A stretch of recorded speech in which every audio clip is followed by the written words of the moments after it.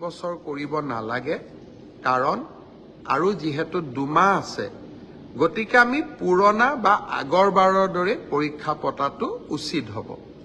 আমাৰ চৰকাৰখনে সদায় ৰাইজৰ কথা শুনিবৰ বাবে চেষ্টা কৰে কাৰণ আমি বিশ্বাস কৰোঁ লাও যেনেকৈ পাতৰ তলত থাকে চৰকাৰো ৰাইজৰ তলত থাকে ৰাইজৰ ঊৰ্ধ্বত নহয়।